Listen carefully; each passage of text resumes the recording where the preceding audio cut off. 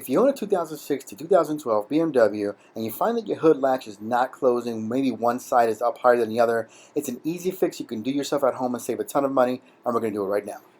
Now, most cars only have one latch in the center. These cars have two on either side, and it's just for the E series, the E90s, but it might apply to many other BMWs. And if you notice one side is higher than the other like this, there's a good chance that it's either mechanically broken or rusted in like an open position. And you can test this by taking a pick or like a hook pick and pushing down on the latch, and you'll see that as it goes down, it gets latched in. That little piece here has a spring, a little pin in there that it hinges on. On the other side, you can see I can push this down all the way, but that hinge is not moving. That spring, that pin, whatever that is back there, it's rusted and it's not going to go anywhere. And so we're just going to replace the entire unit. Now, doing this is pretty simple. There are 4 Torx head screws across the top of the bumper. Remove those. There are 2 pieces of weather stripping that snap onto your headlight housings and the corresponding side of the bumper.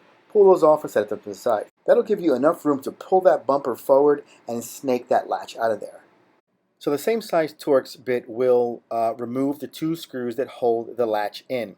Now on this side, the latch only has the cable. And I should mention that if your driver's side latch were to get stuck, you would get that notice on your dash because that is the side that has this sensor to let you know that your hood is open or not. On the passenger side, you don't have that here. So that's why I noticed it just by the hood being open. But these 2 bolts here, these 2 screws are what hold the latch in. And I would try doing it, forcing it by hand first before hitting it with any power tools because it's going to be rusty and you don't want to risk snapping it or stripping it. Once you take those out, it's going to be only held in by that cable. And it's similar to a bicycle cable. The end of it has the metal ball on it that will fit into or slide into a latch mechanism. And then there's the cable end, which is plastic, and it snaps, that housing snaps into place.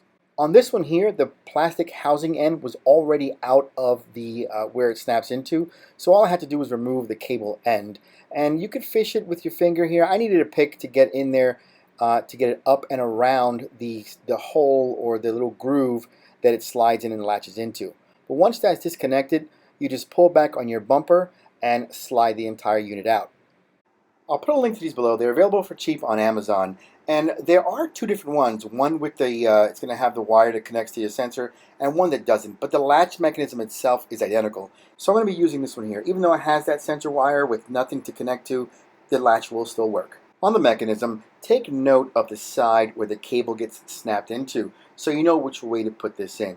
And the cable end will look like this. It has a little ridge, and that's the part that will slide into a corresponding groove on the far end of the latch and snap into place. Once that's in, you take the ball end of the cable and fish it around the latch portion, and then just carefully position the latch back into place underneath and line up the holes and reinstall the Torx screws. Then just zip these down, being careful not to over tighten. These actually only get tightened to about 10 Newton meters. Then give it a quick test with a hook pick or a screwdriver, pushing it down, watching for it to latch. You can release it with that same tool. Then reassemble by installing those 4 Torx head screws and the 2 pieces of weather stripping. The true test now is to close this hood and see that it latches on both sides. Looking good so far, but probably the real test is to make sure it actually opens back up. And here, it does. I like making these videos to show how easy it is to do some of these things on your own, and of course to save a ton of money while doing it. I'll put links below to the items or the tools I've used, and if you use my links, I earn a whole 17 cents.